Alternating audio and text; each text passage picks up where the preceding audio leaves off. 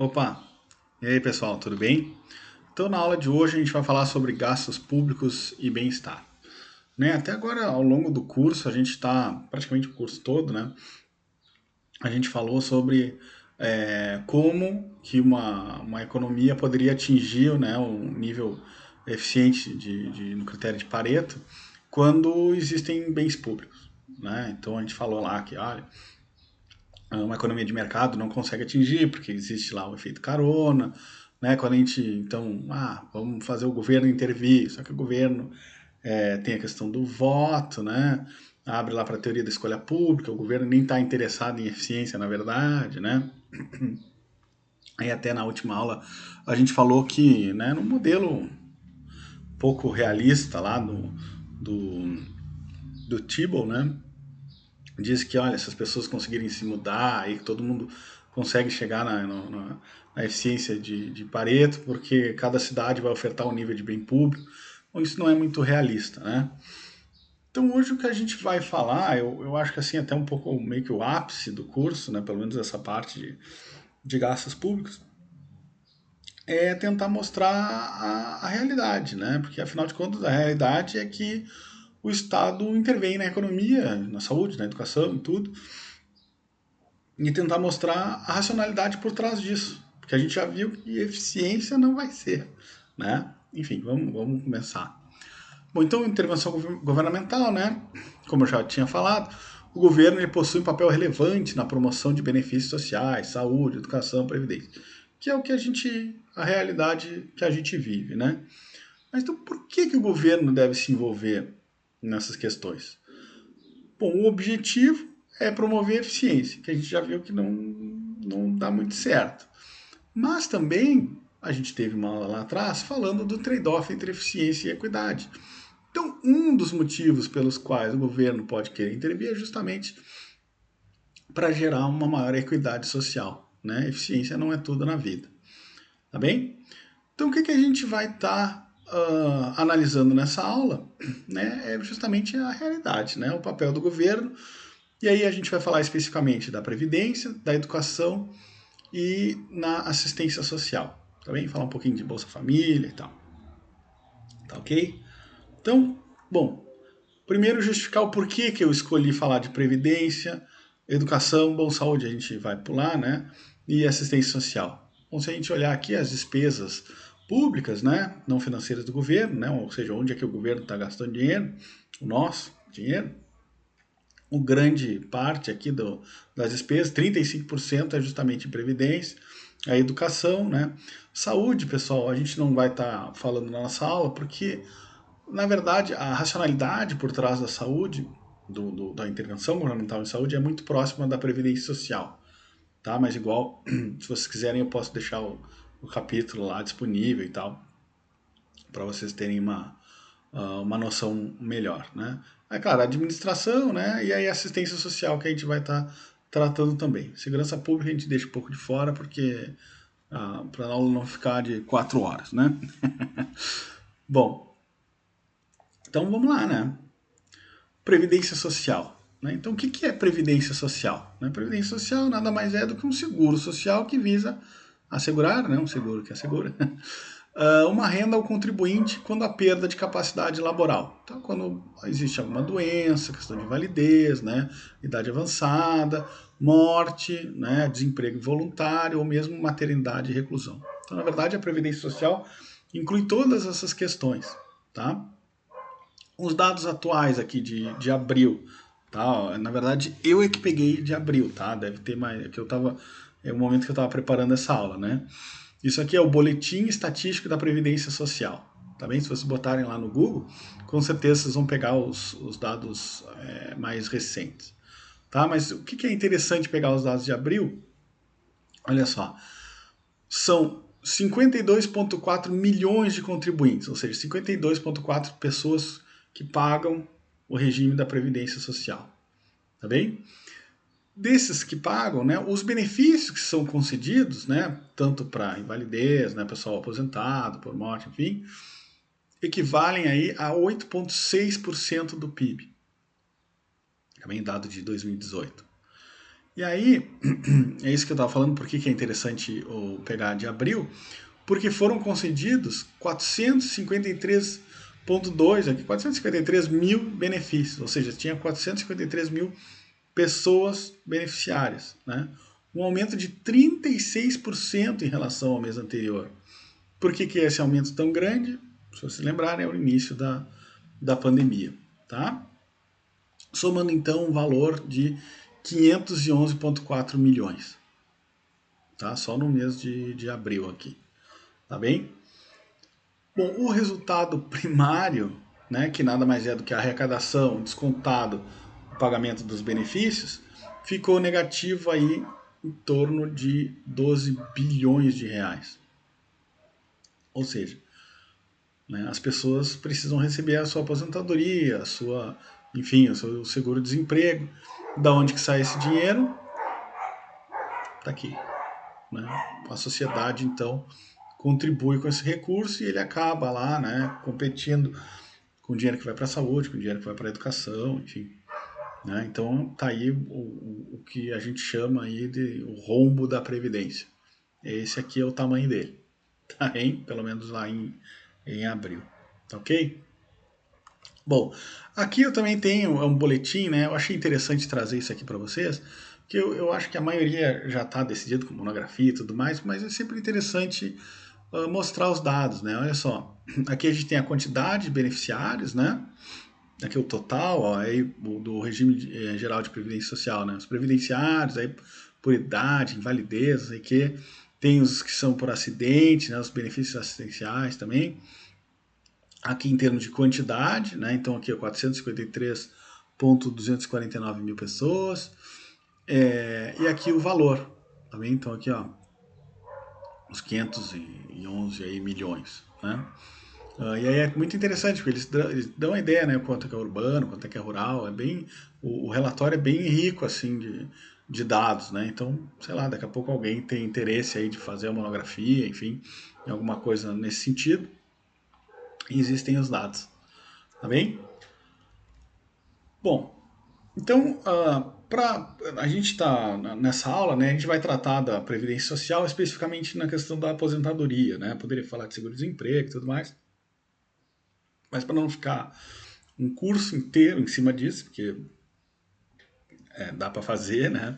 Para dar uma ideia geral sobre a aposentadoria e do porquê que o governo, né? Por que faz sentido o governo intervir nesse mercado, a gente tem que voltar lá para a teoria do ciclo de vida.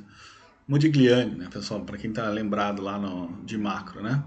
Então, o que diria a teoria do ciclo de vida? Que a habilidade de trabalhar declina com a idade e os indivíduos continuam vivendo depois que não querem ou que não conseguem mais trabalhar. Então, a previsão é que o indivíduo racional poupa enquanto trabalha para consumir durante a aposentadoria. Então, está aqui o gráfico da teoria do ciclo de vida. O que acontece? Aqui é como se fosse duas etapas da vida, né? A etapa que o cara trabalha, e aí na etapa que o cara trabalha, tá aqui os ganhos, né? Os earnings, né? Ele ganha mais do que ele consome, tá bem? Então o que acontece com quem ganha mais do que consome? A riqueza dele vai aumentando aqui ao longo do tempo, tá bem? Até que chega um ponto aqui em que ele resolve se aposentar. No que ele se aposentou, o salário passou a zero, tá? E aí, no momento que ele se aposentou, para ele, que é justamente o objetivo do modelo, né, manter o consumo suavizado, né, por isso que a reta do consumo é constante, né, ele começa então a despoupar. Então toda aquela riqueza que ele acumulou no primeiro estágio da vida, ele vai gastando. Tá bem? E ele gasta, como ele é um indivíduo racional e tudo mais, ele gasta até o ponto que no dia que ele morrer, ele não tem mais, ele tem R$0 na conta lá, R$0 na carteira. Tá bem? Então o que ele fez? Um indivíduo racional, maximizador, ele justamente manteve o consumo constante. E aí, se a gente ligar consumo com bem-estar, nada mais é do que o indivíduo maximizou bem-estar ao longo da vida. Tá? Isso aqui é a teoria do ciclo de vida. Tá ok? Bom, aí claro, né, na prática a coisa não é tão simples, né? Como é que eu vou saber qual é o ótimo da poupança se, bom, eu não sei a data que... Ninguém sabe a data que partiremos, né? Então, como é que eu não sei a minha longevidade? Outra coisa, aqui eu posso ter alguma coisa, algum desemprego, né? Posso acabar sendo desempregado, pode vir aí uma pandemia e mexer com tudo isso aqui, né? Eu posso ter problemas de saúde que façam eu gastar mais, tanto no início quanto aqui mesmo mais para o final da vida, né? Eu acabo pegando alguma doença, alguma coisa assim, né? E então, o que acontece de maneira geral, né? Existe na prática muita incerteza para esse modelo aqui, né? Ele não é tão simples assim, não é verdade? Bom, dito isso, como é que funciona uma previdência social, né? Qual é a estrutura? Como é que funciona isso? Então, os indivíduos, né, para aposentadoria, os indivíduos eles contribuem para a previdência enquanto trabalham e recebem os benefícios, cujo termo técnico, né, dos benefícios são as anuidades, né, quando param de trabalhar até o fim da vida. Tá? Então, é o seguinte, o cara recebe X lá enquanto trabalha, ele pega um percentual lá daquele X e ele contribui para a Previdência de maneira com que lá no final, quando ele decide se aposentar, ele recebe os benefícios lá corrigidos e tudo mais, até o fim da vida. Tá bem? Então, o que ele está fazendo, o que o indivíduo está fazendo lá para seguir bem o modelo do ciclo de vida? Ele está abrindo mão do consumo presente para justamente ter o consumo futuro, ter o consumo, então, suavizado, de maneira que ele maximiza bem-estar. Beleza? Só que o que acontece? A aposentadoria é um evento previsível e que decorre da decisão do indivíduo. Então, para que o governo precisa intervir? Poxa, eu, por exemplo, posso chegar com um dia que eu tiver 1 milhão na minha conta corrente, eu posso dizer, ó, que não vai demorar muito, né? Professor universitário ganhar muito. É, quando eu tiver 1 milhão na conta corrente, eu posso dizer, olha, daqui até o fim da vida eu me mantenho. Então, quer saber? Me aposentei, né? Viver tranquilão. É uma decisão individual, tá bem? No momento que eu achar que eu tenho dinheiro suficiente para viver até o fim, beleza. Um exemplo real disso, que eu acho que até é livro, vocês podem dar uma olhada no Google e tal. Tem um cara, acho que é Jorginho o nome dele, que pegou todo o dinheiro da família dele, torrou tudo, porque ele decidiu morar no Copacabana Palace.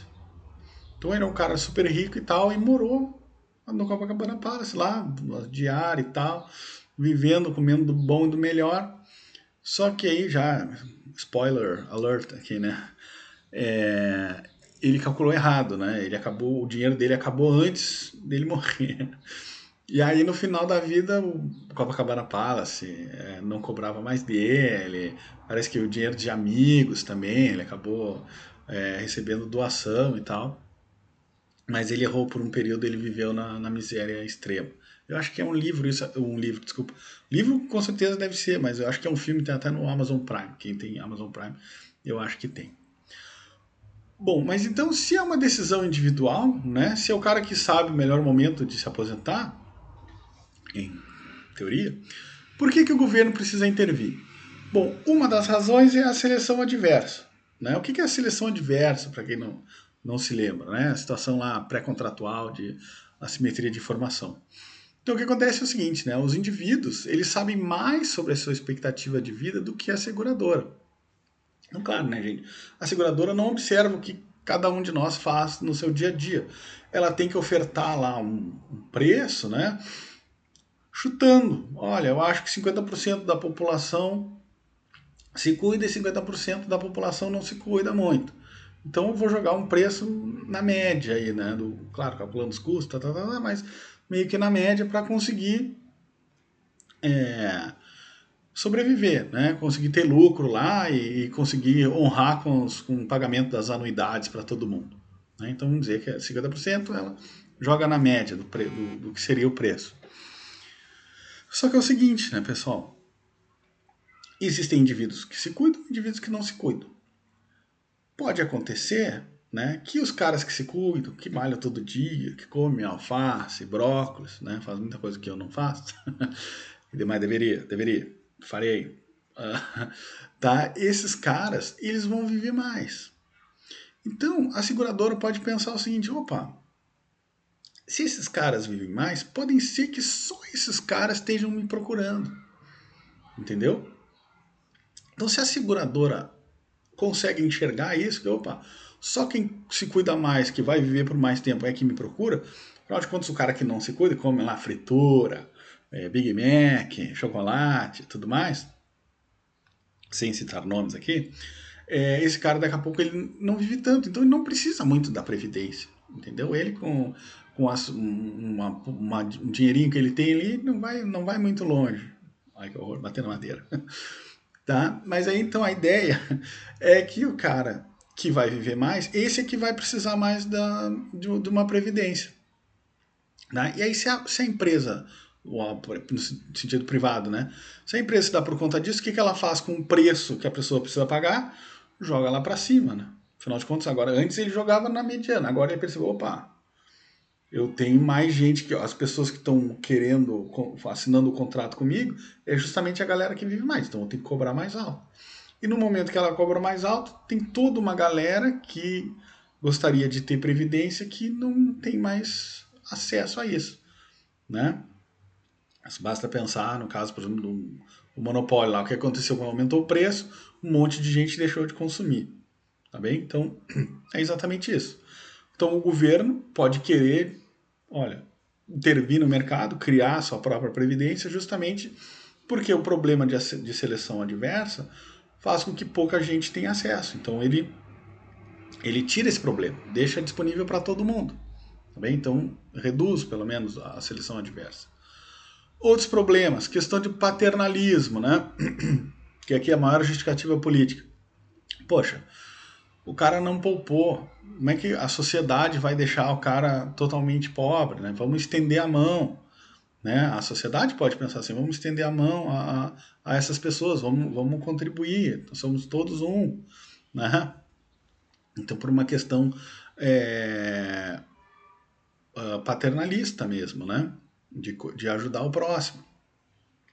Além disso, miopia, né? Ou seja, o indivíduo simplesmente ele dá mais valor ao consumo presente do que ao consumo futuro. Então, azar do futuro. Hoje, minha vida é agora, meu momento é agora, né? Sei lá, seguir o Keynes lá, no longo prazo todos estaremos mortos. Então, o cara é míope, então ele vai gastar mais no presente, não dá bola para o futuro. Né? Então, para evitar esse tipo de. Até por uma questão paternalística, né? Para não deixar que esse cara depois fique a ver navios, o governo intervém. Falta de informação, e aí a gente começa a pensar como poupar, né? Também relacionado com o próprio custo administrativo. Falta de informação, o cara não sabe como poupar, aonde que ele vai botar o dinheiro. Custo administrativo também está relacionado a isso, porque aonde que eu vou botar o dinheiro? Ah, vou botar na empresa X. A empresa X lá dá uma estoura bolha na bolsa de valores e o cara perde tudo. Onde que eu vou botar o dinheiro? Será que título público é melhor? Bota na poupança, mas daí a inflação come todo o rendimento, o cara fica comendo o dinheiro que tinha. Então, quer dizer, tem todo um custo administrativo também para a pessoa. Então, o governo chama isso para si e meio que mantém os rendimentos, né, assegura o quanto que a pessoa contribuiu lá, o fundo de garantia, né? E é claro, tem também a questão de redistribuição de renda, né? Enfim, a pessoa vai ficar lá, nem conseguiu juntar dinheiro para a aposentadoria, porque já vive no limite, o governo, olha, não, eu te dou uma aposentadoria até o fim, depois de uma determinada idade lá, e eu contribuo contigo porque, né, sabe que nem todo mundo, principalmente a realidade no Brasil, né, nem todo mundo consegue poupar, não é verdade? Bom, existe então dois tipos de previdência social. Tá? O totalmente financiado, que é o plano coberto, que é como funcionam os planos privados. Tá? Como é que funciona o plano privado? Eu, por exemplo, vou lá num banco qualquer, resolvo abrir uma previdência e a cada mês uma parcela lá do meu salário vai para essa previdência. No momento que eu me aposentar, eles pegam esse benefício, essa minha contribuição, corrigido, blá, blá, blá, blá, e vão me pagando as anuidades até o fim da vida. Tá? Então, esse é o sistema privado. Existe um outro sistema, que é como funciona aqui no Brasil e na maioria dos países, que é esse Pay as you go, tá? Também chamado de plano descoberto ou regime de repartição simples. Como é que funciona esse Pay as you go? Bom, os aposentados de hoje recebem o benefício em função de quem trabalha. Tá? Então, quem trabalha hoje a contribuição de quem trabalha hoje vai para sustentar os aposentados do mesmo período. Tá bem? Aí, né, vocês percebam que o que? A geração inicial é a que mais se beneficiou. Afinal de contas, um dia lá o Brasil se reuniu, os políticos e tudo mais, vamos criar a Previdência? Vamos. Os trabalhadores começaram a contribuir e quem recebeu a Previdência nunca contribuiu. Então, eles só tiveram benefício. Tá bem? Eles não precisaram contribuir, a primeira geração. Eles só tiveram esse benefício. Tá bem? Para ficar um pouco melhor as ideias. No sistema Pay as you go, a gente tem o benefício total, que é a quantidade de pessoas que são beneficiárias, né, que recebem a previdência, vezes a quantidade, né, o valor do benefício, ou seja, aqui esse é o benefício total, né, a quantidade de pessoas vezes o valor do benefício, dá o benefício total, tem que ser igual a um Tzinho aqui, como se fosse um imposto, né, é a contribuição previdenciária que vem de quem? De quem trabalha, das pessoas que trabalham, vezes o salário, ou seja, a massa salarial, né, a quantidade de trabalhadores vezes o salário, dá justamente a massa salarial. Então, quer dizer, o benefício total nada mais é do que um Tzinho, uma proporção da massa salarial da economia. Tá bem? Então, para a gente ter uma ideia melhor, a gente pode ver qual é o tamanho do benefício aqui e passa o NB dividindo. Tá?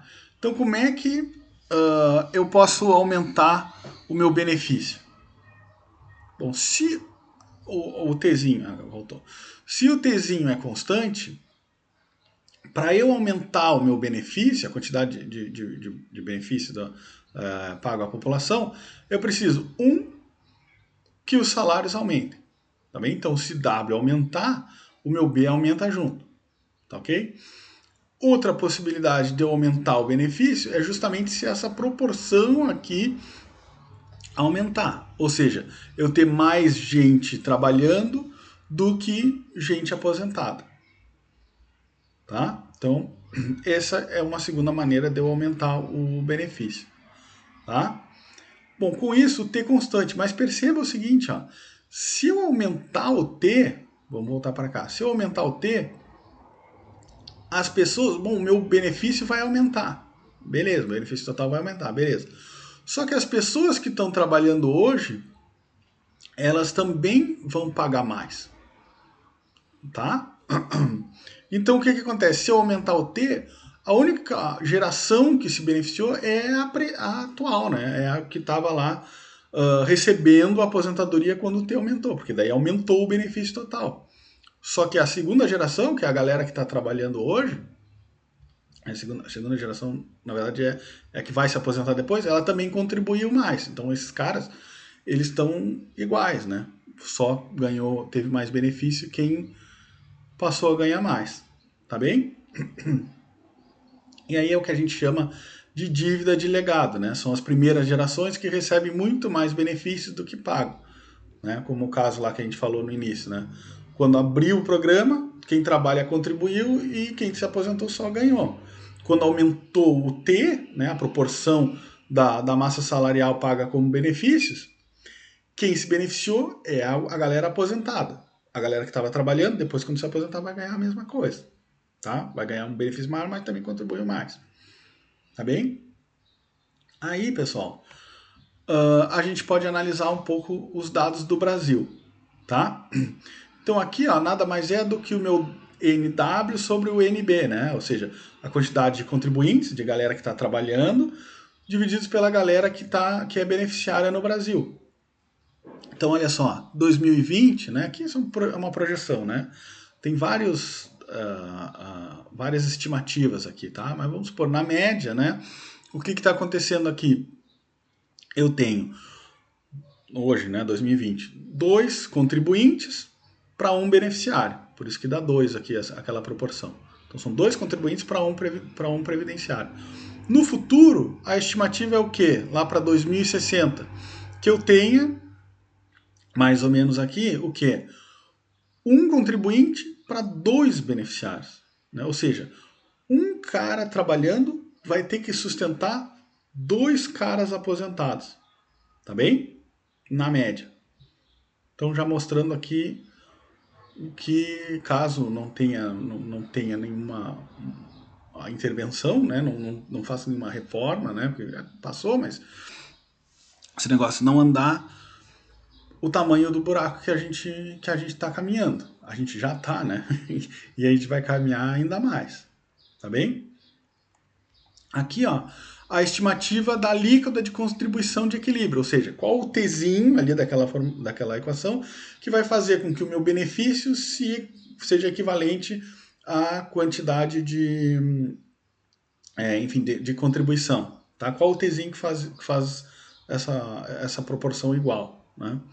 Então, olha só, em 2025, o Tzinho é 35%, ou seja, 35% da massa salarial tem que ser transportada para a galera aposentada. Tá? Olha lá, em 2040, essa proporção vai ser praticamente 50%. Ou seja, 50% da massa salarial tem que ser transferida para os aposentados, em termos de benefício. Tá? E no futuro, quase 80%. Tá bem? Esse seria, então, o meu Tzinho de equilíbrio, para igualar benefícios e a massa salarial. Né? Ou melhor, a contribuição, né?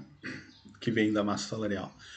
E aqui, então, pessoal, tem uma tabela da atual alíquota. Tá? E aí vocês podem ver aqui, ó, quem tem salário mínimo, 7,5%. Quem tem de 1 até 2 mil, 9%, que 14% seria o teto, né? Tá bem longe dos 35, 50 e 77. Tá bem?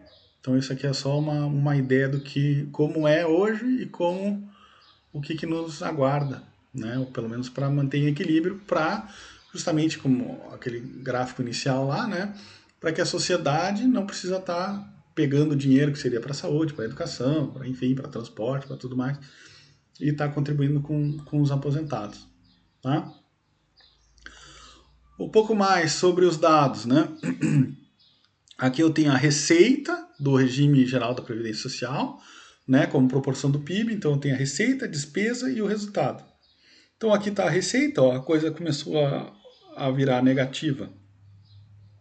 Aqui por meados dos anos 90, 96, aqui, né, que já era, na verdade, aqui, aliás, aqui a receita é maior, né.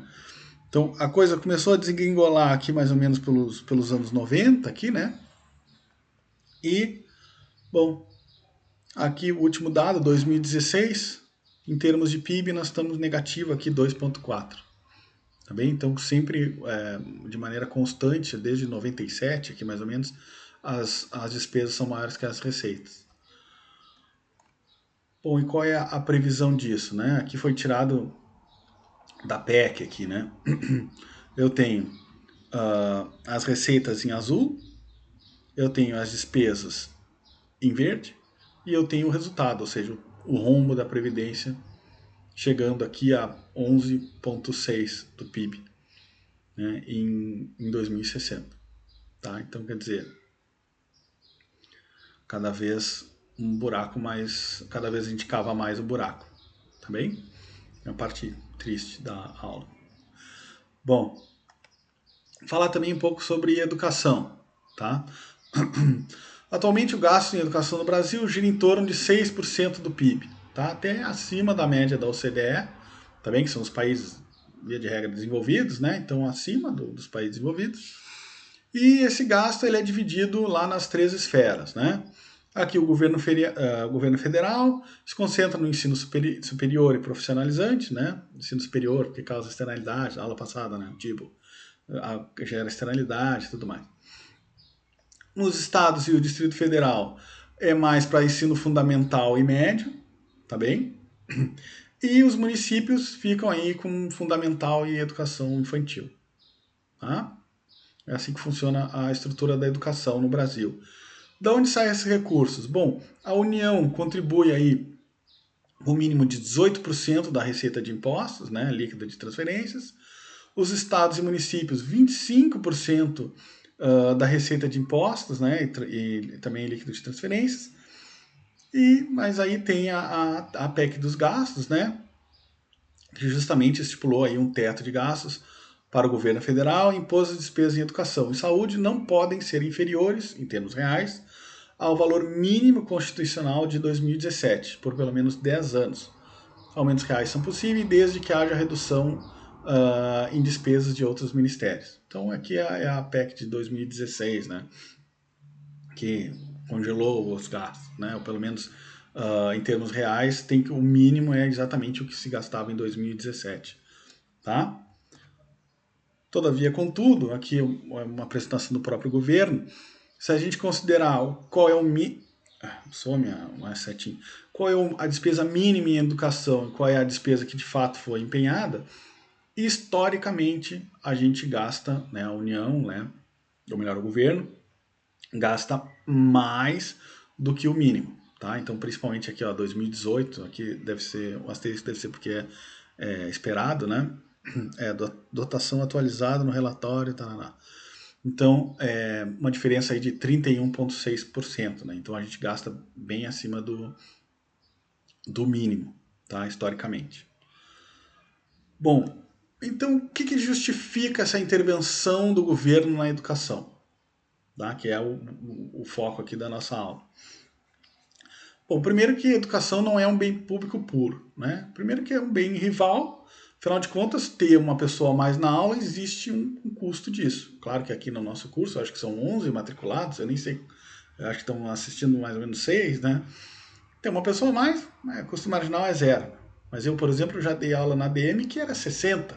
E aí, qual é o custo marginal de ter um cara a mais, né? Aí começa a fazer sentido, né? Daqui a pouco não tem nem sala de aula para botar esse monte de gente.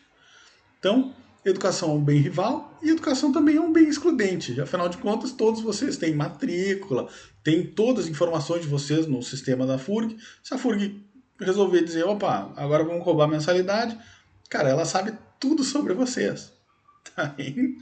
Então, é um bem que é passível de exclusividade. Tá ok? Então, tá longe de ser um bem público. E ainda tem outra coisa. Os retornos privados são altos. Afinal de contas, o que vocês estão fazendo aí? Nada mais é do que um investimento, né? Estão esperando ter um retorno maior do que o custo aí de que vocês abriram mão de salário para ficar estudando durante esses 4 anos aí da economia.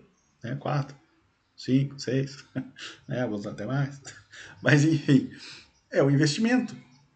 Até digo para vocês, o Brasil, até pouco tempo atrás, era um dos países cujo retorno da educação era mais alto, do nível superior, né? Era mais alto do que praticamente do mundo, aí, pelo menos dos países que fazem esse levantamento. Né? Aqui, bom, para fazer um concurso público, né, que aqui no Brasil tem um bom salário, um funcionário público, precisa, muitos, da titulação, precisa ter uma graduação. Por exemplo, no caso do meu professor, precisava ter doutorado, né? Nos casos, mestrado, enfim. Né? Então, o retorno privado é muito alto. Então, se não é bem público, né? É um bem privado, o retorno é alto, poxa, então é um bem normal isso aí, meu. Para que tem que ter intervenção do governo? Né? Qual é a lógica por trás disso? A lógica por trás disso é o que a gente chama de externalidade positiva. O que tem de externalidade positiva? Bom, a produtividade. Né? Um indivíduo, depois que ele aprende, sabe ler, sabe escrever, sabe fazer continha de matemática, sabe derivar a função de bem-estar, sabe, passa para o setor público, o que acontece? Ele é mais produtivo e a sociedade se beneficia disso aí. Não é verdade? Então ele tem uma externalidade positiva. Também tem a questão de cidadania, né? A própria educação, ela consegue lá transformar aí, ó, cidadãos mais informados e ativos, né? As pessoas são mais educadas, mais respeitosas, têm um conceito de sociedade melhor, né? A redução da criminalidade, né? Melhora no processo democrático. Então, quer dizer, a educação torna as pessoas melhores cidadãos, né? Que mais? Falhas no mercado de crédito. Então, por exemplo, as pessoas lá que precisam, enfim, isso é mais lá para os Estados Unidos, né? As pessoas podem não ter acesso a crédito para financiar uma educação, né? Então, o que acontece? Justifica que o governo intervenha e torna a coisa pública, né? Pública, gratuita e de qualidade, não é mesmo? Então, é uma das justificativas. Outra justificativa, falha em maximizar a utilidade da família. É no caso, por exemplo, um pai que daqui a pouco não teve a oportunidade de ser muito escolarizado, ele pensa que o filho deve estudar 4 anos e tá bom, agora vamos trabalhar, né? Então o que acontece? Como é o filho, né? A gente entende, supondo aqui que é o pai que decida pelo filho, é o pai que seja o maximizador da utilidade do filho. Então o que acontece? O filho daqui a pouco ele acabou estudando menos do que deveria, ele não formou um indivíduo tão produtivo, não formou um indivíduo, um cidadão, enfim, melhor, não foi o suficiente, porque o pai que decidiu, e ele achava melhor estudar pouco, então é outro motivo. Tu torna o baixo custo da educação de maneira que os pais, seja mais barato para os pais estudarem, para os pais, desculpa, para os seus filhos estudarem, né? Torna o acesso universal, né? E também, claro, a questão da redistribuição, né? No caso aí, se educação é um bem privado, né? Um bem normal, como eu estava falando no slide anterior, a família de maior dinheiro ela vai comprar mais educação que a família que não tem tanto dinheiro. Mas aí o governo vem, intervém, torna público, torna gratuito, público de qualidade, então torna acesso mesmo para as crianças de baixa renda. E aí elas vão aumentar a produtividade. E o que é produtividade? Ela vai ser igualada ao salário, não é? Então vai sair, tirar os indivíduos da pobreza, né? Vai criar pelo menos uma maior redistribuição. Tá bem? Então, externalidades positivas uma justificativa plausível de que o governo tenha que intervir na educação. Bom, mas aí quanto investir, né? Bom, quanto investir vai depender do que a gente chama aí de retorno da educação. O que é o retorno da educação? Cara, é uma regressão. Salário, né? O LN, a regressão típica aqui, para quem não conhece isso aqui, se chama uma equação de Mincer, tá? Foi o Mincer, um cara chamado Mincer, ganhou o Nobel e tudo, ele que foi o primeiro a estimar isso aqui. Então o que ele fez? O LN do salário vai ser igual a uma constante mais um beta da educação, tá bem? O que é esse beta aqui? Exatamente o retorno da educação, tá bem? Bom, aí o que acontece, né? Para eu medir o retorno da educação, claro que aqui, né, pessoal, por exemplo, não tem habilidade, tem viés de variável omitida, não tem habilidade, não tem um monte de coisa aqui no meio, né? Mas, na literatura, não se discute muito que esse B1 aqui é positivo, tá bem? Ou seja, que a educação impacta positivamente nos salários, que salários é exatamente na produtividade, tá bem? Bom, só que existem mais de uma interpretação do porquê que esse beta 1 é positivo, né? Ou seja, por que ele impacta salários positivamente, por que ele dá um salário maior, ser mais escolarizado dá um salário maior. Uma das justificativas é a do capital humano. O que é o capital humano? É a ideia de que o estoque de habilidade de uma pessoa pode ser aumentado pela educação, ou seja, o estoque de habilidade da pessoa ele é aumentado pela educação. E aí, então eu tenho um incremento de produtividade, né? E se eu tenho incremento de produtividade, eu ganho mais, tá bem? Então, olha lá, nesse cenário a educação aumenta o salário porque aumenta a produtividade. Mas tem uma outra teoria também, que é a do screening, ou sinalização. Talvez vocês tenham estudado isso como sinalização. o que significa a sinalização? Lembra lá? Tem um equilíbrios agregadores e equilíbrios separadores.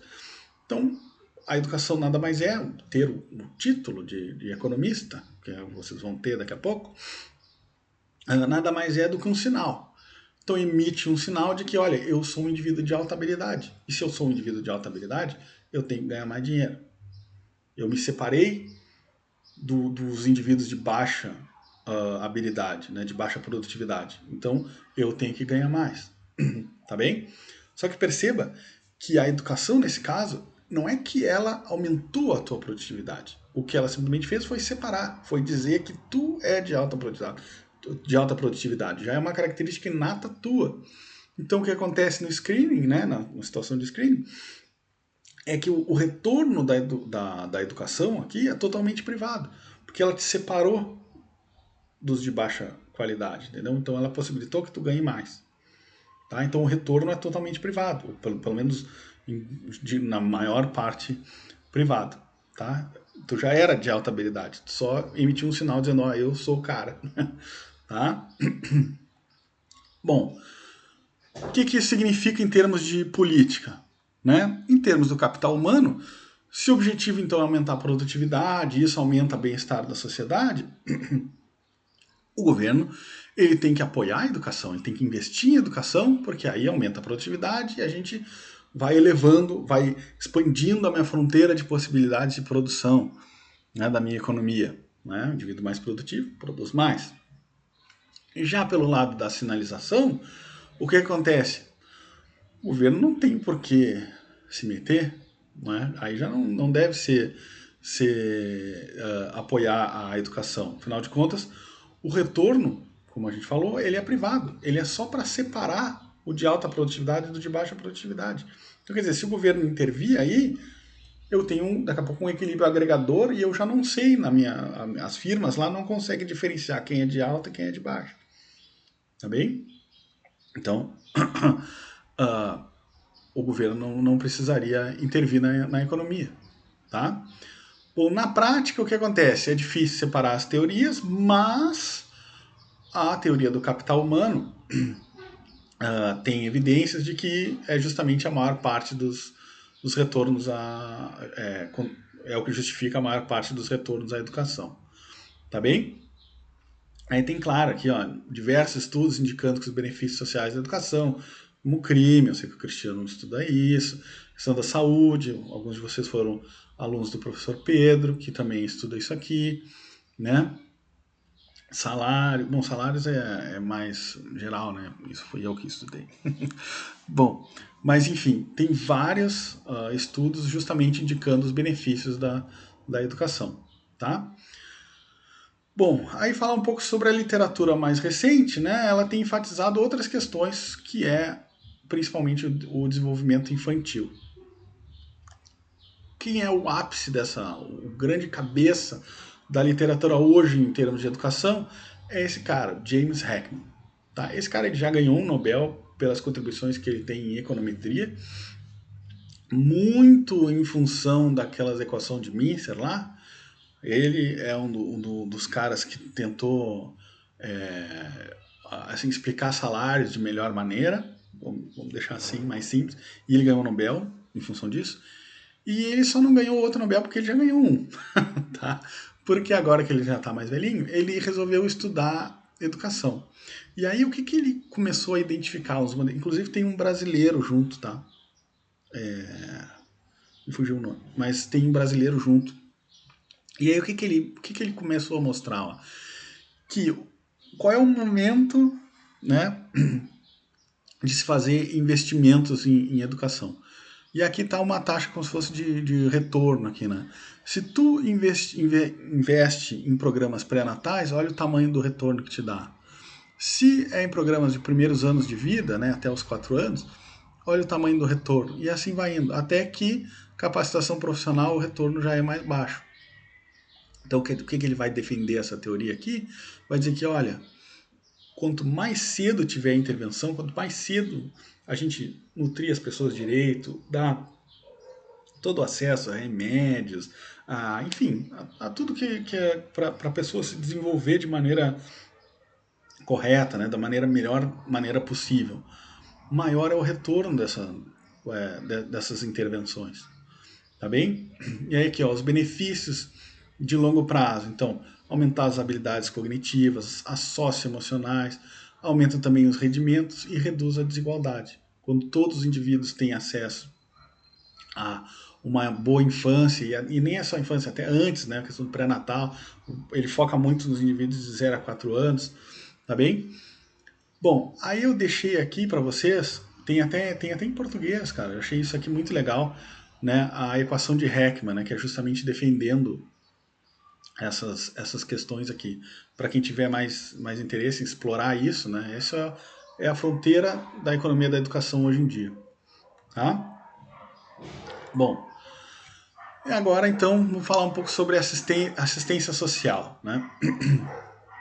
Bom, a gente já viu aqui que os mercados podem produzir alocações eficientes, né, ignorando lá as vários mercados, mas que essas não resultam necessariamente em distribuições que sejam igualitárias. Né? Pode ter lá a caixa de Edison, né? Uma quina é eficiente, mas um cara tem tudo, o outro não tem nada. Não é verdade? Bom, aí a gente já estudou, inclusive, que uma redistribuição pode aumentar o bem-estar da sociedade. Aí lembra lá a função de bem-estar social utilitarista aqui, né? Então o que acontece? Como a utilidade marginal da renda é decrescente, vamos supor que o N aqui é o cara cheio da grana, né? Como a produtividade marginal ganha um real para ele significa isso aqui em termos de utilidade, e o carinha não tem praticamente nada de dinheiro, R$ 1 para ele significa isso aqui de utilidade, então vale a pena eu transferir esse R$ 1 desse cara para esse mais pobre, de maneira com que eu aumente a utilidade total da minha sociedade. Então, quer dizer, redistribuição é positiva, tá? Só que o que acontece? O setor privado pode acabar não proporcionando essa redistribuição de maneira adequada. Por quê? Problema do carona. O que acontece? Eu vou olhar para o Felipe e dizer, pô, o Felipe tem mais grana que eu, então ele que tem que contribuir, não sou eu. Não é verdade? Então, é a mesma coisa. Acabar com a pobreza é um bem público. E aí eu caio exatamente no problema do fogo de artifício. Tá bem? Olha só. Quero que todos os indivíduos consumam mais, mas prefiro que os outros forneçam o dinheiro, né? E não eu. Tá bem? Então é exatamente o problema do carona que fazendo com que a contribuição para a redução da pobreza seja menor do que a eficiente. Tá bem? Ou seja, a contribuição privada vai ser menor do que aquela que acaba com a pobreza. Tá ok? Então, assistência social, intervenção do governo. Como é que o governo faz? Tributa, poderia, né? Tributa o cidadão e a toda a população, né? E acaba pegando parte desse tributo e redistribuindo, tá? Tipos de assistência. A gente tem assistência por categoria, né, que são programas restritos a alguma característica demográfica, como ser mãe solteira ou ser inválido, né? O cara recebe, então, uma ajuda de custo por, sei lá, para a mãe solteira ou o cara que simplesmente é inválido. E existe a assistência por testes de meios, né, que é o auxílio emergencial, Bolsa Família, né, que é justamente em função dos níveis de renda e de ativos que a pessoa pode ter, né? Por exemplo, a pessoa, uma moradia, né? Auxílio moradia, tá? A pessoa recebe uma casa do governo, né? Todos têm que ter casa, então recebe uma casa. Então são esses dois tipos de teste e de assistência, desculpa, e dentro de cada um desses tipos existem as transferências de renda, tá? Que elas vão receber vão fornecer então benefícios em dinheiro, né? Vai ser lá como pensões, seguro-desemprego, Bolsa Família, auxílio emergencial. E também existem as transferências em espécie, né? Que são mercadorias do serviço. O cara ganhar uma cesta básica, o cara ganhar uma moradia, né? Aí, ó, assistência médica também, tá? São os dois tipos de assistência, né? Então são dois tipos de assistência, mas o que é que se recebe em assistência pode ser tanto renda como espécie, tá? E aí aqui para a gente brincar um pouco sobre a diferença entre a assistência em espécie e a em renda, vamos considerar esse caso aqui, tá? O que está acontecendo? Aqui é queijo, tá bem? E aqui é todos os outros bens, tá? Então aqui é a restrição orçamentária inicial aqui. O cara podia comprar aqui 300 dos outros bens e 150 de queijo, tá? Só que olha só o que acontece. Pode ser uma transferência em espécie, em 60 gramas de queijo, né, que aí não pode ser revendida, tá? Ou eu posso ter uma transferência em dinheiro, que é o 120 pila, que é exatamente o que compraria os 60 gramas de queijo. Tá? Então aqui, ó, aqui é o início. Né? Então eu tenho meu E1 aqui, que é a restrição, onde o meu equilíbrio inicial. O cara come 20 gramas de queijo e consome aqui 260 dos outros bens. Tá? Aí o que acontece? Se eu tenho a transferência em espécie, eu dou para ele 60 gramas. Aqui é queijo, né? Então eu dou para ele 60 gramas de queijo. Então a restrição orçamentária fica aqui, ó, retinha, né? Afinal de contas, ele continua no mesmo dinheiro, então ele só consegue consumir no máximo 300 dos outros bens. Só que ele tem que ter obrigatoriamente consumir 60 de queijo. Então por isso que fica esse Lzinho aí, vamos dizer, né? Fica esse quebradinho, tá? Então agora a restrição orçamentária dele passou de AB, que era no início, para AFD, tá? Aí o que aconteceu? Pode ser que, como agora eu tenho uma nova restrição orçamentária, né? Lembra que o máximo da utilidade é sempre a que tangencia, né? Pode ser que o maior nível de utilidade possível que o cara consiga atingir é justamente esse nível U aqui, tá? Então fica exatamente tangenciando o ponto F, tá? Só que outra maneira é eu transferir os 60 gramas de queijo mais o equivalente em dinheiro, ou seja, dar em espécie, tá? Se eu dou em espécie, pode ser que o cara pule para esse nível E2 aqui. Se ele pulou para esse nível E2, perceba que a curva de diferença aqui está maior, no nível mais alto, do que U. Então aqui ele aumentou de bem-estar. Então aqui uma transferência em espécie fez com que ele comesse mais queijo, só que não foi a opção que maximizou a utilidade dele. Ele receber dinheiro dava mais utilidade do que receber em queijo. Tá muito parecido com a discussão que a gente teve na aula passada, não é? Praticamente a mesma coisa, tá? Existem casos, todavia, contudo, que o cara receber uma transferência em espécie, como está aqui embaixo, ó, receber a transferência em espécie ou em dinheiro, né? Em dinheiro seria essa restrição DH, vai dar exatamente no mesmo. Tá bem? Então, depende, são as circunstâncias. O diabo está nos detalhes. Né? Então, aqui deu no mesmo. Mas aqui fez diferença. O bem-estar maior é justamente quando recebe em espécie. Tá bem? Dito isso, existem algumas críticas para a assistência social em espécie. Primeiro, induz ineficiências na alocação de recursos ao distorcer as decisões de consumo do indivíduo. Se ele recebesse aquele queijo em dinheiro, ele estaria numa função de utilidade mais alta. Então o que ele vai fazer? Ele vai tentar vender o queijo e atingir a utilidade mais alta. Tá bem? Existem custos administrativos de fazer isso. Armazenamento, né, o transporte, a própria distribuição, seja aí do alimento que for. Né? E aqui não é só, a espécie não é só alimento, né, gente? Mas enfim, custos administrativos de tu dar casa para as pessoas, né? Enfim, tem uma série de custos para isso, tá?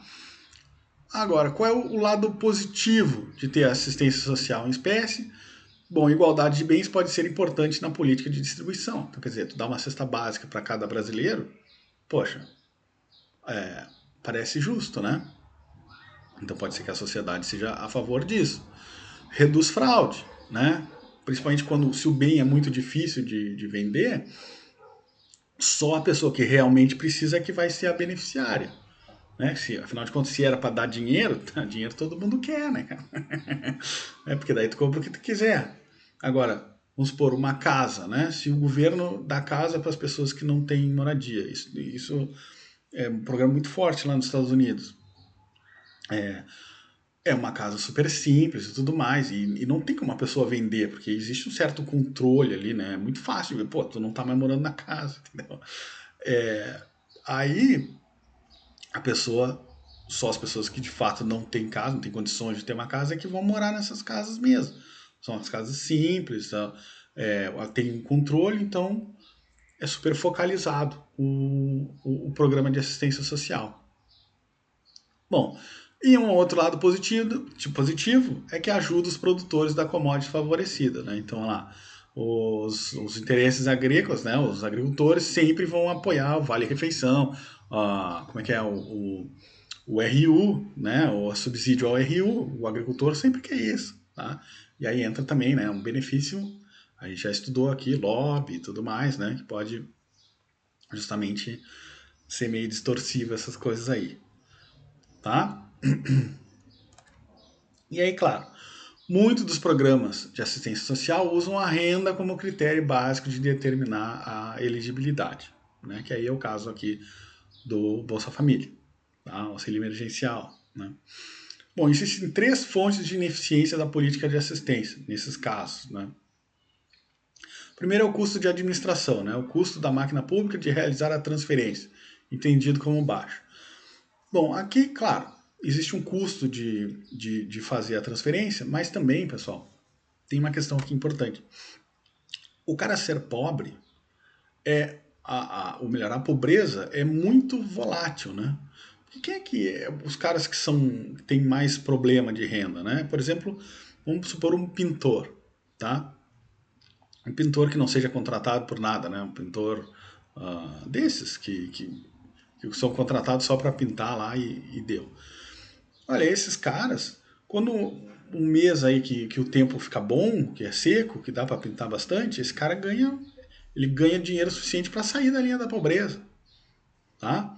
Só que o que acontece? Tem um mês que chove o mês inteiro, esse cara simplesmente não trabalha, tá? E aí no que ele trabalha ele vira pobre, tá? Até extremamente pobre. Então quer dizer, a pobreza é uma coisa muito volátil. Esse custo de administração, para tu saber quem é elegível e quem não é complicado.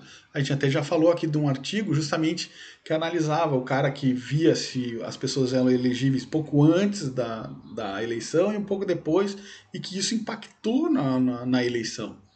Né? Então, quer dizer, atender aos critérios de elegibilidade, né? Saber, faz parte dos custos da administração. Tá? Bom, a tributação dos indivíduos de alta renda. Afinal de contas, são os indivíduos de alta renda que vão enfim, com a contribuição deles é que vai sustentar o programa de assistência social. Né? Só que aí o que acontece? Para aquele trabalho que ele tinha, o retorno é menor, afinal de contas, teve que ter uma alíquota um pouco mais alta de imposto para justamente fazer com que exista esse programa de assistência social. Tá? Então, aí o que acontece? Como o meu retorno é menor do meu esforço, eu tendo a me esforçar menos. Tá bem? O que gera distorções. E também tem o risco moral, né?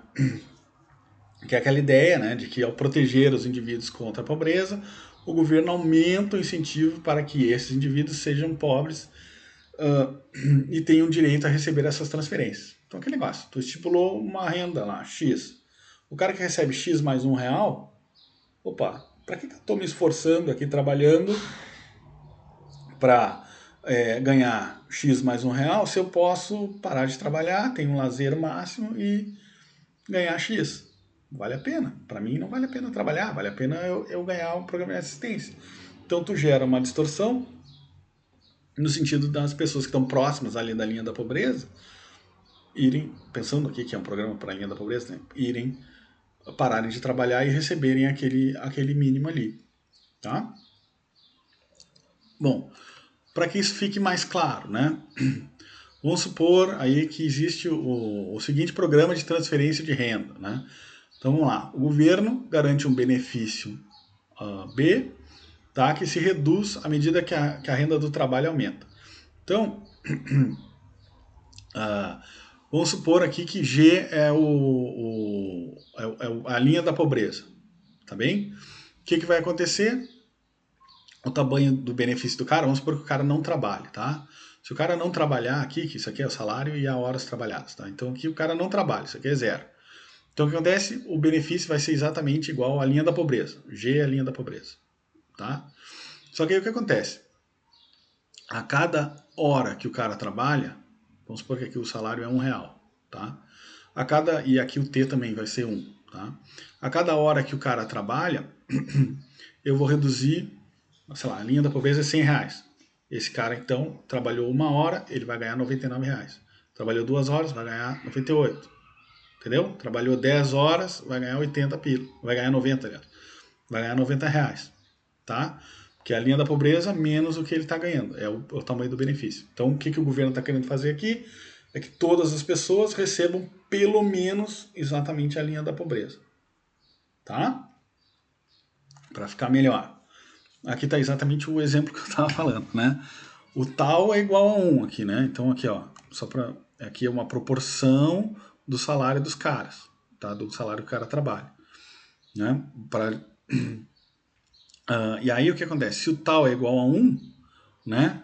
O que vai acontecer? Cada real ganho acima de G, o benefício cai de 1 para 1, tá? Então olha só. Aqui vamos começar por esse cara. Aqui está a restrição orçamentária do cara, é AC, se não tiver programa assistencial nenhum, tá? Então a restrição é AC. Se existe o programa assistencial, aqui G, ó. G é a linha da pobreza. Então a restrição vai ficar A, B, D, tá? O que acontece? Aqui nesse exemplo, a linha da pobreza é 11.770, tá? Que deve ser por ano, aqui, 11.770. O carinha X, ele ganha 5 mil, tá? Então qual é o tamanho do benefício que ele tem direito? Ele tem direito a 11.770 menos 5 mil, tá? Que vai dar aqui 6.770. Então o programa de assistência levaria o cara para cá, tá bem? Levaria o cara exatamente para a linha da pobreza aqui, para ganhar 11.770, tá? Pegaram a ideia? Então vamos lá. Aqui eu tenho o consumo e aqui as horas de lazer, tá?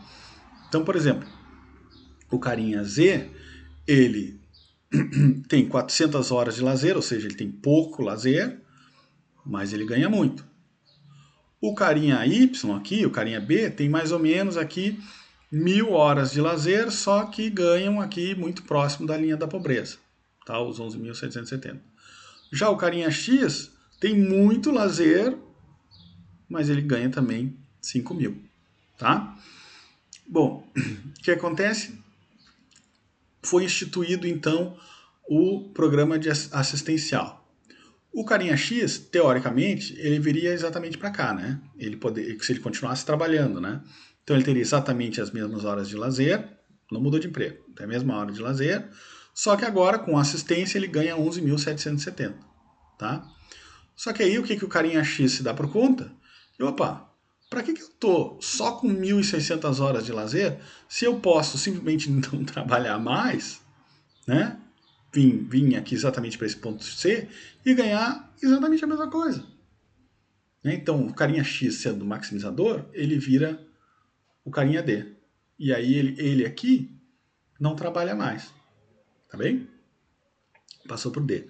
O carinha Y aqui, ó, ele ganha, aqui B é exatamente a linha da pobreza, né?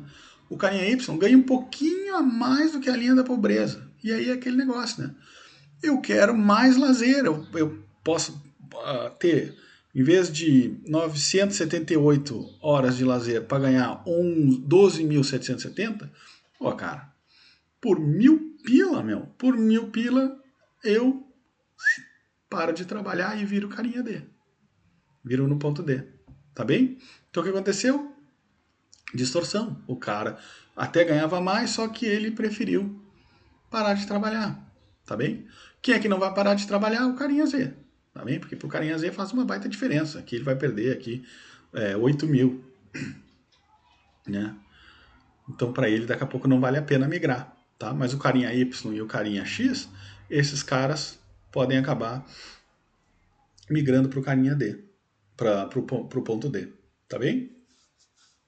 Então quer dizer, houve distorção aqui, tem gente que é produtiva e migrou para uma situação de não trabalho. E mesmo esses caras aqui que trabalham, eles pararam de trabalhar. Tá bem? Bom, que acontece? Não existe combinação de tal e G, né, que consiga consertar esse incentivo a pessoa a parar de trabalhar. Sempre, deixa eu voltar aqui, sempre que eu tiver uma assistência aqui, né, seja para cá, para lá, para onde seja, eu sempre vou ter essa distorção, sempre vai ter gente que vai preferir parar de trabalhar e ganhar o benefício. Tá bem? Então eu sempre gero uma, uma distorção, né? Não tem como eu simultaneamente aqui incentivar trabalho, redistribuir mais renda e reduzir custo do programa. Não tem como fazer isso, né?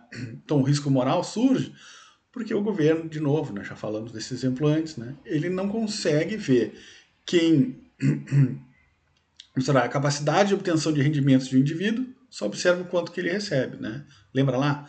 O cara que é inválido do cara que simplesmente não trabalha, né? Então ele não consegue distinguir um do outro, tá bem? Se ele conseguisse separar, né, esse cara, por exemplo assim, ó, se ele conseguisse separar o Y do cara X, ele podia deixar o Y trabalhando, afinal de contas o cara ganha mais que a linha da pobreza. Ele podia separar essas coisas aqui, né? Só que ele não consegue observar isso. Tá? Então ele acaba gerando distorções.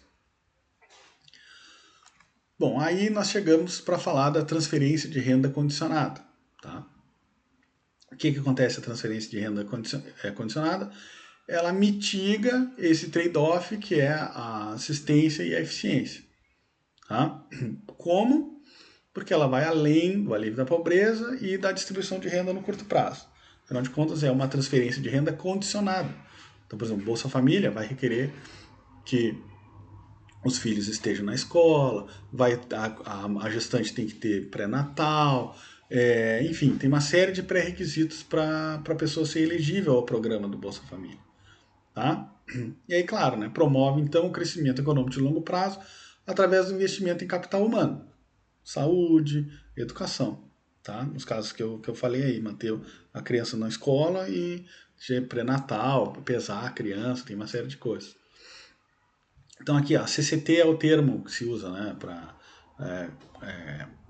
transferência de renda condicional em inglês, né, mas a transferência de renda, ela incentiva a utilização de serviços públicos, né, em especial de saúde e educação, designados a oferecer um caminho para sair da pobreza. Então esse é o objetivo da transferência de renda condicionada. E na verdade qualquer transferência de renda, né, tirar as pessoas da pobreza, de maneira que elas não precisem mais.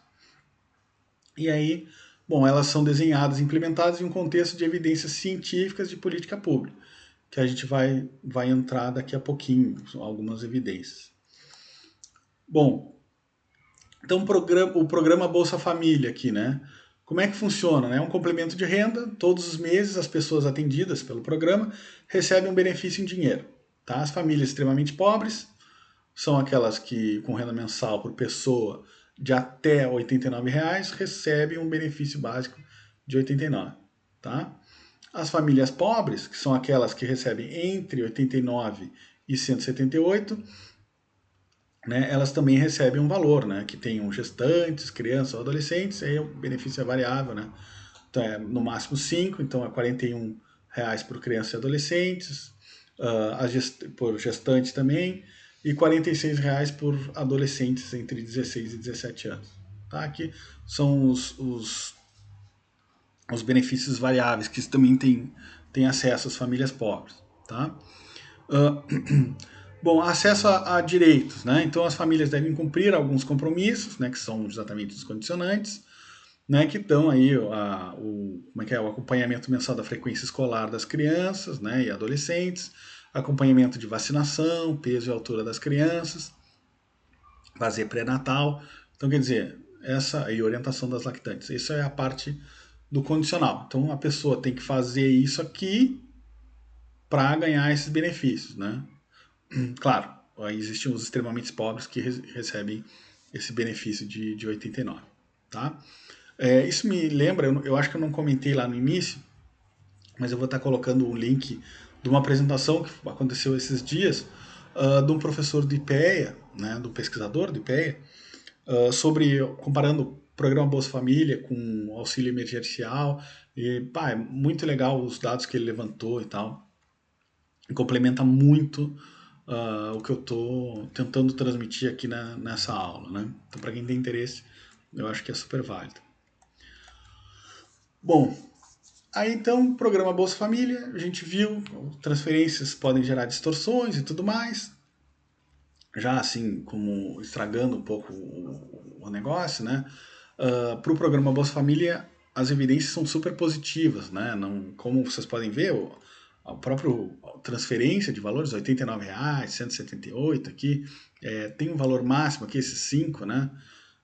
Mas não foge muito mais, que vamos arredondar aqui para 300 pila, 400 pila. Então, quer dizer, isso não distorce a realidade, tá? Mas existe um benefício na literatura muito bom desse acompanhamento de frequência escolar, né? Questão das gestantes, né? E o que a gente vai ver hoje é um artigo da Tavares, né? Priscila Tavares, que é justamente o efeito do programa Bolsa Família sobre a oferta de trabalho das mães. Qual era o objetivo dela? Investigar a existência de possível incentivo adverso à oferta de trabalho, ou seja, a distorção, né, das mães beneficiadas pelo programa Bolsa Família. Tá? Então, é no sentido da pessoa receber o programa e parar de trabalhar. Tá?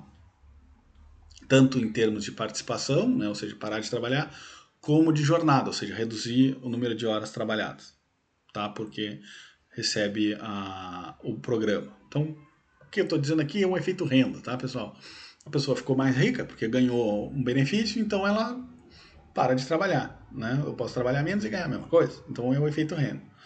Tá? Como é que ela faz isso? O método de propensity score matching, né? Então, pareamento das mães, sendo que ela tem aqui, que seriam 4 grupos. Então, o tratado é a pessoa que diz, eu participo do programa, isso aqui é da PNAD de 2004, eu acho, 2014, acho que é. Não, 2014 não é impossível, 2004. Então, olha lá. Declara participar do programa e possui transferência positiva. Tá? Então, quer dizer, a pessoa diz, eu sou do Bolsa Família, e tem lá na PNAD, ó, ela recebeu transferência, alguma transferência. Tá? Isso é o tratado. A mãe, né, que declaram ser do programa e tem transferência. Aí os grupos de controle dela. O grupo 1 é as mães que declaram estar no programa, mas que não recebem transferência. Tá? Isso para quem está familiarizado com o PNAD, acontece esse tipo de coisa. Né? A pessoa diz que não recebeu, diz que faz parte, mas não recebeu. Tá? O grupo de controle 2 são as mães que não fazem parte do Bolsa Família, mas que pertencem ao público-alvo. Tá? Ou seja, elas se encaixam lá pela sua renda per capita, elas são classificadas como pobre ou extremamente pobres. E o grupo 3 são aquelas mães que não são beneficiárias, mas que têm a renda familiar ao per capita abaixo de R$ 260. Tá? De novo, pobreza é muito volátil, né? E, então, quer dizer, a pessoa lá na hora da PNAD, ela pode ter até R$ 260, ou seja, o limite lá era 90, 89, R$ 90, né? Então ela está recebendo acima, só que ela ainda está num contexto de pobreza, né? Então é um terceiro grupo de controle, tá? E aqui estão as estimativas dela, né? Então aqui o grupo de controle 1, o 2 e o 3, tá? Aqui sem o matching com o matching. Então a gente vai enfatizar todos os coeficientes, é mais ou menos a mesma coisa, né? Mas olha só, em termos de fazer parte do Bolsa Família ou o valor que é transferido do Bolsa Família, aqui para participação e aqui para jornada de trabalho, ou seja, horas trabalhadas ou trabalhar sim ou não, ser ocupado, né? Não trabalhar sim ou não. Então, no matching, que são os estados mais robustos, o que a gente vê? Fazer parte do programa Bolsa Família sempre induziu as pessoas a trabalhar, tá bem? Ou seja, a pessoa que fez parte do Bolsa Família tem um coeficiente sempre positivo e significativo, aqui é o p-valor, tá? 0,00 significa que é significativo estatisticamente a 1%. Então, quer dizer, num logite aqui, né, participar sim ou não, o fazer parte do programa Bolsa Família sempre aumentou a probabilidade das mães estarem trabalhando. Com qualquer grupo de controle aqui, né? As mães participam do valor positivo comparado com Aqui estão os grupos de controle de novo, né? As mães inscritas, mas que não recebem transferência, ou mães que não são inscritas, mas que são do público-alvo, e mães que não são beneficiárias, mas que têm renda ali abaixo de 260. Então, o que acontece? Receber a Bolsa Família aumentou a participação no mercado de trabalho. Se fosse distorsivo, diminuiria, né? Então, está aumentando a participação no mercado de trabalho. O valor foi negativo, né? E aqui, no caso, de novo, com o matching aqui para a jornada de trabalho, fazer parte do programa Bolsa Família aumenta o número de horas trabalhadas. Tá? Ou seja, foi o contrário de distorção. Né? Foi o contrário. O efeito renda aqui não se concretizou. A pessoa ganha mais, então trabalha menos. Não. A pessoa ganha mais e foi ganhar ainda mais. Né? Ou seja, parte também porque o benefício é tão baixo. Tá? Aí aqui diz aqui, ó. Dami que indica a participação no programa Bolsa Família são significantes e positivos. Isso indica que o fato da família ser beneficiária eleva a participação das mães no mercado de trabalho, tanto na questão de participação quanto na da jornada. Né? Os efeitos do valor do Bolsa Família são significativos e negativos, né? Aqui também é negativo. Isto é, a participação no mercado de trabalho diminui quanto maior a transferência do programa Bolsa Família. Ou seja, quanto mais a pessoa recebe, aí sim, aí houve uma diminuição tanto de participação como na jornada de trabalho. Né? Ou seja, aqui, para a questão do valor, do tamanho da transferência, já começa a pegar um efeito substituição. Né? Aliás, desculpa, um efeito renda, como eu tinha falado. Né? Quando maior o valor, aí sim, aí a pessoa começa a reduzir jornada e a reduzir participação. Tá? Bom, os resultados então. O efeito substituição supera o efeito renda da participação do Bolsa Família. O que é o efeito substituição? Tá? O efeito substituição, olha lá. Bom, o efeito substituição seria então que a condicionalidade do programa, que é ligada à frequência escolar, são mães aqui, né? O que acontece é como as crianças agora têm que estar na escola, né? As crianças não estão mais trabalhando, então a renda do domicílio diminuiu, tá bem? Só que aí o que acontece? Esse efeito de substituição é a mãe tá agora ofertando mais trabalho no lugar do filho, tá? Então, olha lá, é condicional, né? Então a criança que estava trabalhando agora passa para a escola. Então a renda diminui, então a mãe aumenta a oferta de trabalho justamente para compensar a perda da renda que o filho trazia para dentro do domicílio, tá? Então, ou seja, o efeito renda, que é aquele de ser mais rico com o mesmo trabalho, é menor do que esse efeito substituição. Então a mãe tem incentivo a trabalhar ainda mais. Tá? Aí outras origens do efeito substituição pode ser maior disponibilidade de tempo para trabalhar, ou seja, agora não preciso mais cuidar da criança, eu tenho condição de trabalhar mais, e até aí estigma, o preconceito de participar no programa, né? Não faço parte do programa, pessoas estão sabendo, então eu vou trabalhar mais até para sair do programa no futuro. Tá bem? Bom, aí claro, né, o efeito negativo do valor significa aí que a partir de um determinado nível de dinheiro, o efeito renda é maior do que o efeito substituição, ou seja, existe um valor em que a distorção começa a ser maior. Tá bem, pessoal? Eu vou deixar então, isso aqui são as referências que eu usei. Vou deixar, isso aqui na verdade é um apanhado de vários capítulos do Gruber, tá? Tem também alguma coisa do Biderman, né? Mas eu posso colocar esses capítulos do Gruber para vocês lá no Zip, e vou colocar também no AVA o link dessa palestra, que é muito interessante, comparando o auxílio emergencial e tudo mais, com os dados mais recentes do que os que eu trouxe aqui. A ideia aqui era mais dar uma ideia do porquê que o governo, justificando, né, melhor dizendo, porque em termos econômicos a intervenção do governo na assistência social, na educação e na previdência. Tá bem, pessoal? Na semana que vem, então, a gente vem com um lado mais negativo da força, que é a corrupção. Beleza? Um abraço, se cuidem aí.